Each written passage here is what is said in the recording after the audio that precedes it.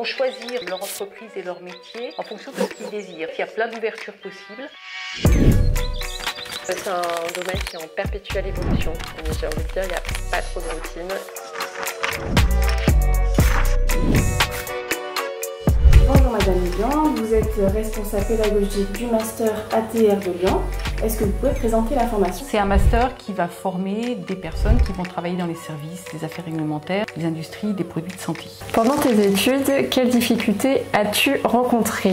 La charge de travail qui peut être très conséquente pendant le master et c'est de bien réussir à se répartir entre les cours et le travail personnel. J'ai choisi ce master parce que c'était la partie, comme dit Mamie, très technique. Et de plus, le grand avantage de ce master, c'est qu'il propose un apprentissage, donc qui permet d'être en immersion dans une entreprise en parallèle de nos études et de l'acquisition des compétences théoriques. Donc je trouve que c'est très complémentaire. Ils ont des semaines d'alternance avec l'école de management de Lyon. Le but de ce partenariat, en fait, c'est que nos étudiants aient des notions donc autres que les compétences techniques qu'on leur apporte, mais qui sont ce qu'on appelle les soft skills, qui sont très importantes dans l'industrie pharmaceutique.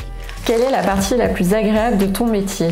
C'est qu'on travaille beaucoup en équipe, on a beaucoup d'interactions avec les autres services et c'est un domaine qui est en perpétuelle évolution. Donc j'ai envie de dire, il n'y a pas trop de routine et on doit s'adapter constamment à la nouvelle réglementation et aux nouvelles exigences. Il faut que l'étudiant se projette vraiment vers le métier pour lequel on va le former. Donc quand on fait les entretiens, il faut qu'on voit une certaine aisance de communication. Et nous, on sait distinguer ce qui vient du stress et ce qui est la connaissance du métier, la communication, etc. Y a-t-il un sujet auquel tu aimerais sensibiliser tes futurs étudiants? Apprendre à travailler en équipe projet, ça c'est extrêmement important. Donc nous, on leur apporte ça pendant la formation. Il faut aller dans le fond des sujets. Puis quand tu es en entreprise, il ne faut pas hésiter à poser des questions, à être très curieux, à aller au fond des choses, parce que c'est comme ça qu'on apprend le plus et c'est très bien perçu aussi. Citer au moins 3 métiers auxquels pourront prétendre les futurs diplômés. Les chargés d'affaires réglementaires vont choisir en fait leur entreprise et leur métier en fonction de ce qu'ils désirent. Soit ils veulent voir tous les aspects et ils vont aller choisir une entreprise de petite taille où ils vont être responsables de gamme, etc. Ou alors ils vont avoir envie de voir plus un aspect du métier, donc par exemple la rédaction, le CMC, et ils vont aller choisir un poste où ils vont faire que du CMC.